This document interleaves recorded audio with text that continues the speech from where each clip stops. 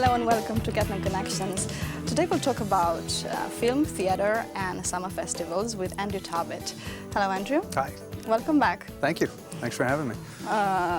You're the first guest who returns to this Hey, show. I like that. That's all right. Yes, so welcome back. Thank you for coming.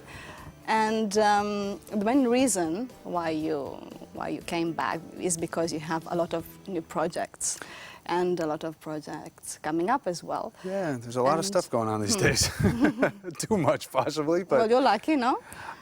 you know, honestly, if you've found me complaining about this, I should be shot. Because there's a lot of people that want to be doing what I do, and I'm enormously fortunate to do it. So. One of the main projects you are preparing at the moment is Massurre Festival, which I heard is one of the coolest festivals, summer festivals in Catalonia. I must say I've never been, but I would really like to come this summer. It's a pretty great event. You should come. It's a pretty great event. Something that started 10 years ago after moving here, when I knew as an actor coming to a new country, changing cities. Because you've been here, we need to say that you've been here for 10 years. Yep. Living here for 10 years since January past. And right, I mean, shortly after you came, you created this, you had the idea of this festival. I came, you know, I'm an actor by trade, and I knew changing a city as an actor is extremely difficult. It doesn't matter, the language is a whole other story, but changing a city usually takes 2 years before people start having confidence in you and you start going back and getting work and people know that you can do the job. And it's also very difficult to adapt, not to come from New York, Montreal and to Barcelona. It's a completely different world, exactly, no? then you add the language into the mix and it becomes very complicated. And so I moved here. I knew that I wanted to be here. I knew that it was the right choice to do. I guessed it was going to be difficult. I think my friends will tell you, I'll tell you that it was easy. My friends will tell you that it wasn't. I'm sure it wasn't. It's always hard to change. It took a while, sure. To move to another country. It took a while. You know, you want to be yourself in a new language, and that's not an easy thing to do because you don't know how to express yourself. Your sense of humor is absolutely gone. Your ability to feel intelligent in a conversation doesn't exist. And so it takes a long time until you can feel you again. And then, but professionally as an actor, it's extremely hard because you, one, have to prove yourself as an actor, and two, proving yourself to yourself that you can do it in another language is a big deal. And so I came here, it was January, and in March, I came right away and I said to my then girlfriend, let's shoot something now. It was Monday, I said, we'll shoot something on Friday. So I sat down and I wrote a short film. And we had some fun. It was just the two of us. We shot it together. And it was really fun, called Quinto Piso Sin Ascensor. Funny name. A nasty little comedy, which are the things I like to write. And afterwards, I have this friend, Gerard Ajami, who is the boss at Massurre, who had this incredible bar. And I went there one night, and we said, you know, why don't we put up a sheet and invite some friends? You know, we'll have 5 people here, and we'll put up the short film, and we'll have some fun, have some drinks. And of course, is in the heart of the Baix Empordà. Massurre is right next to Torroella de Montgrí in a town called Gualta. It is a jazz bar, restaurant, concert space, cinema hall. It serves a lot of purposes. And I heard that the place is beautiful, surrounded by sunflowers. It really is. It's called Massurre because there's a 150-year-old mas. There's a house there, a stone house that was in ruins, and there was nothing but sand. And Gerard, over, well, less than 10 years, but over these 10 years, has created an absolutely unique space. And so we were there, and we thought, you know, this would be wonderful to just show the film. It would be a nice place to do it. And I think maybe 4 gin tonics later, we said, I got a lot of friends back in the United States and in Canada, and I'm sure between all of them I can get together 30 films, and why don't we do a festival? Of course, the next day I woke up with absolutely no intention of making a festival, but Gerard had announced it on the website, and it was too late. And I don't know how we did it, but we did, you know, from March to July, we figured out sort of how to start a festival. And threw it up. I couldn't even speak the language. I honestly don't know what the letters were like that I was sending to people.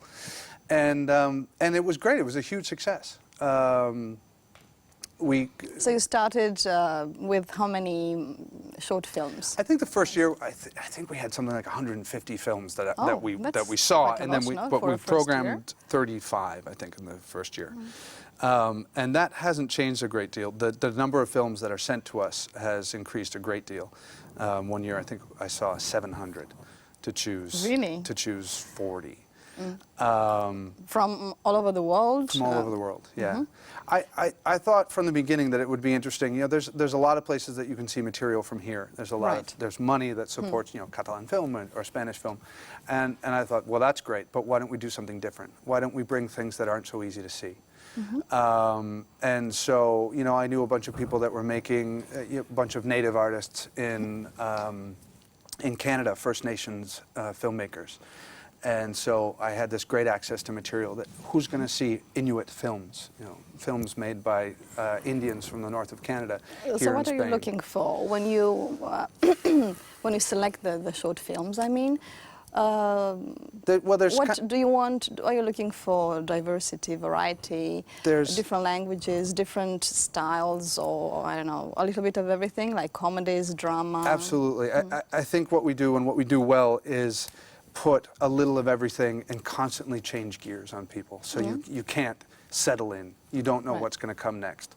So if there's a 20-minute drama from Poland, the next one will be a mad animation from Brazil. So comedy, drama, animation, occasionally documentary if it's very narrative. And so it's really important to find a variety of things because it's a short festival. It's 3 nights. It's 6 hours in total. So you can't miss. You can't put anything that isn't brilliant. Right. And so when does it start? This year will be July 31st, the 1st and 2nd of August, which is Friday, Saturday, Sunday, the first weekend. It's the perfect storm because everyone's going up to Baix Empordà and they all have to come to Massurre. And we're really excited. It's an enormous amount of work. So this year, how many short films are you going to show? I don't know yet.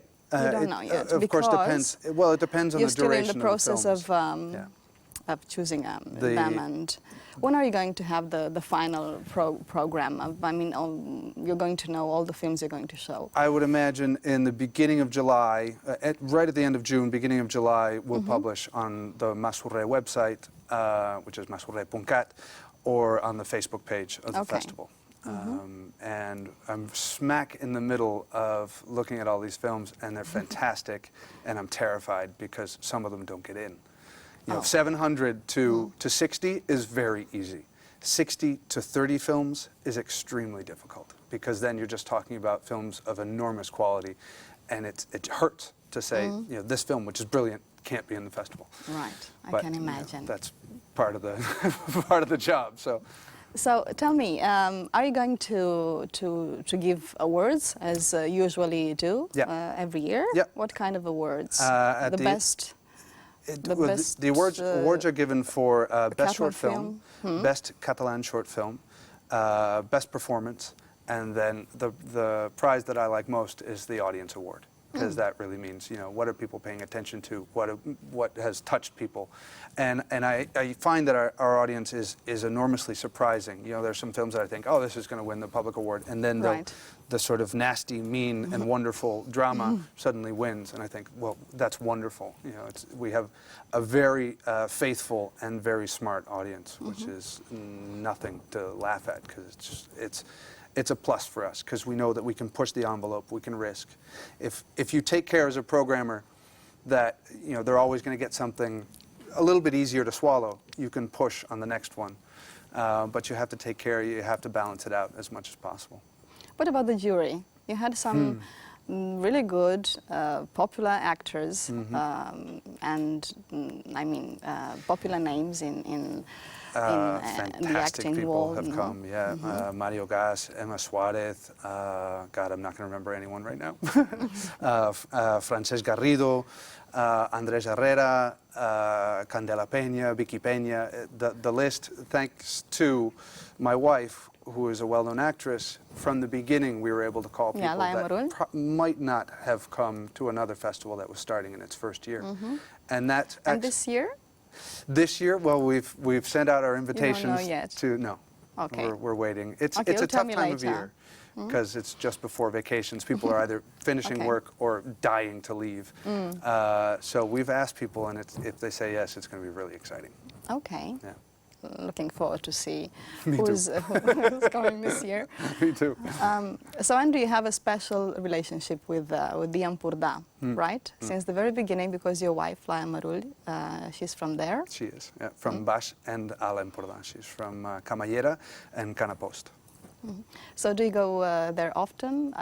Obviously you go there during the summer, but during the year, do you have time to go there and enjoy the We do, we landscape? definitely do. You know, her mom lives and works there in a place called Campau, which is una granja escola, an absolutely beautiful place. And, you know, Barcelona is my 5th city, and I've lived in some pretty big places, and it's the most dense and the most intense city I've ever lived in. So it's a nice gift to have a place where you can just sort of disappear and relax, because Empordà is Empordà. It's fantastic. And Gerard lives there. Gerard is one of my best friends, so when I go there, it's usually just relaxing, eating good food, and going to the beach. Sounds good. Yeah. Okay. So this is a Massurre festival. Let's remind viewers again. It's going to start on the 31st of Festival July. Internacional de Curtmetrages Massurre. In 10 years, we didn't have the guts to change the name and make it easier to say. This is our 10th season, our 10th summer, and it is the 31st of July, the 1st and 2nd of August. And visitors, the people who want to go and see the short films, can also enjoy jazz, because apart from the short film festival, Gerard Argemi is organizing a music festival. What was it called? Jazz. It's basically a jazz festival, right? It is. I don't know if he calls it jazz festival anymore. What he's got, I mean, he has a number of concerts throughout the summer, but I think he's got 4 in August, which are just extraordinary. Jose James is one of the big ones, and Roy Ayers, who is absolutely one of my favorite musicians of all time, will be there. I believe, I probably shouldn't say this because I might be wrong, but I think it's the 17th of July he will be there. We can check the website. Of August. Right. But all of that's on the website, and you can find out, and the concerts will be out of this world, and you will never see a concert in a more beautiful place than there. So basically, short films, jazz, soul, also DJs, I heard, DJ sessions, even wine tastings, and circus. And circus, and weddings, and... Weddings? I mean, this is what, I didn't know about that one. If you want to get married, go to Massurre. Well, I'm married already. Oh, but, in general, if people want to do it get... again. You can always, Well, I have no intention, but... Me neither. I mean, you organize weddings and Massurre, but obviously not after the festival, right? So all through the year. Again, this is what Gerard does. I'm only responsible for the festival, for the short film festival, which he and I do together with a few other people. There's just 8 hands putting together this whole thing. It's pretty crazy. Okay. But it's what Gerard does. Gerard makes events and makes spaces and makes sort of magical things out of light at night. And so he's applied it to a number of different things. And now he's got the Chiringuito on the beach, and he's got a restaurant in Bagu. So it sounds really good. It's great. I hope it goes all very well. I do too. And apart from Massurre, you have another project coming up, which is La Partida. Directed by Julio Manrique, which was really successful at Teatre Romea and at Grec as well, and now you're doing it again at Teatre Goya. Yep. No? We'll be back. I believe the opening is on the 7th of July, and then we'll be there for 3 weeks. It's a quick run, but I think the show went very well. We all wanted to do it again, but the nice thing about this group is that they work a lot, or a bad thing for the show. But so this was an opportunity for us. Everyone sort of called around and said, "Can you do it? Can you do it? Can you do it?" I was the only one that kind of said, "I'm going nuts in July, but okay, fine, I'll do it."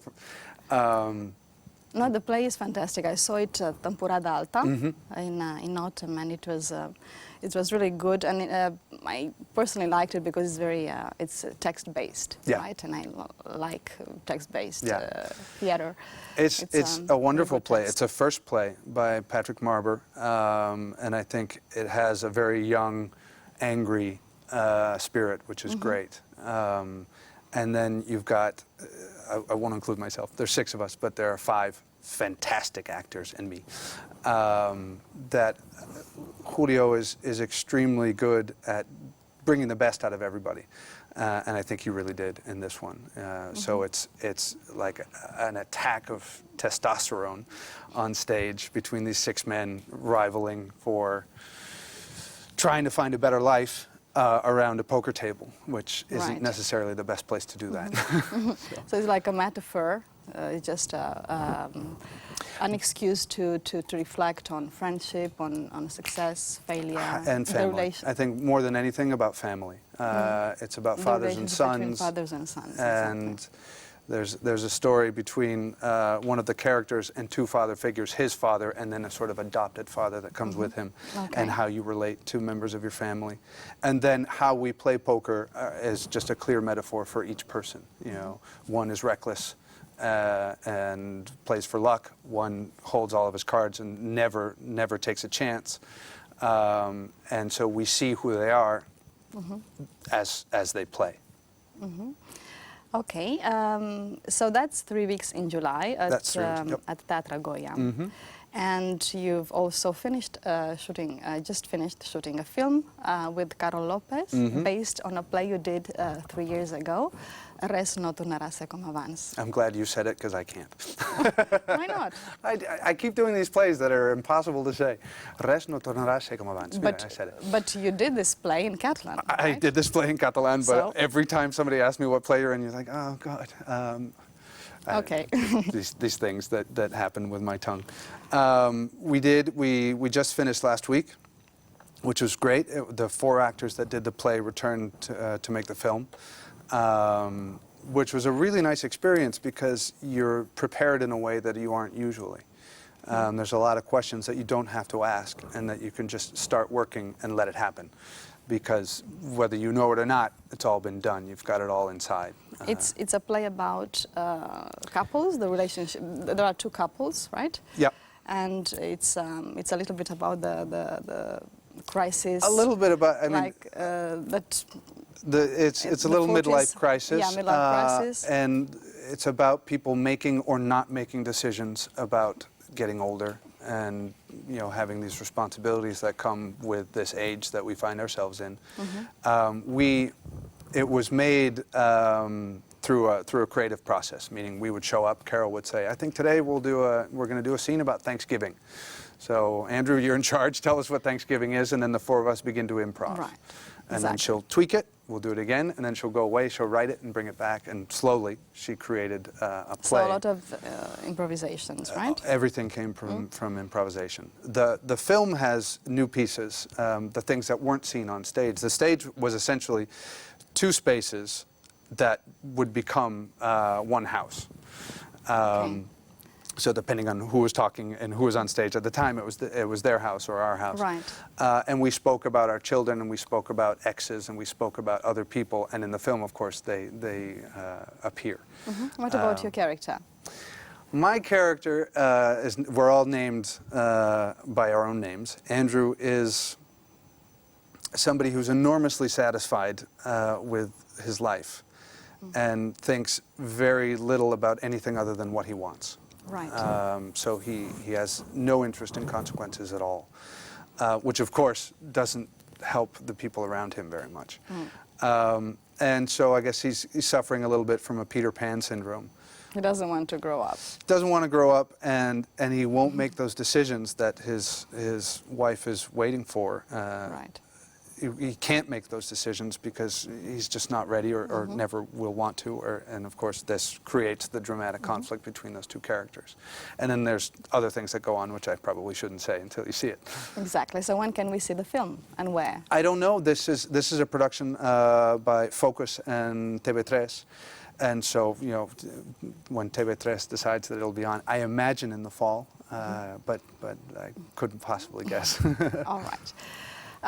Apart from that, you've been in Exodus, which was a massive production and a really amazing film. Yeah. And what else? Any other projects coming up? I made a film last year called The Evil That Men Do, which is also a really nasty and angry small film. Really? About two men that are living on the border between the United States and Mexico and are deeply involved in various criminal activities.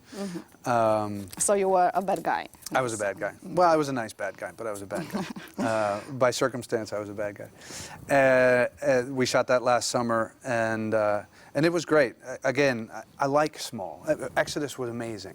There's nothing like shooting. I've never shot something that big in my life, and it was extraordinary. Yeah. But I'm more accustomed to small, and I like it because you just feel closer to the material, you feel closer to the filmmakers, and something interesting happens when you're working in a small group. Well, thank you for coming today. I'm afraid we have to end the interview here. And have a great summer. Thank you very much. I'll You see too. you at Masure. Thanks for having me back. Okay, thank you all for watching, and I'll see you again next week. Bye-bye.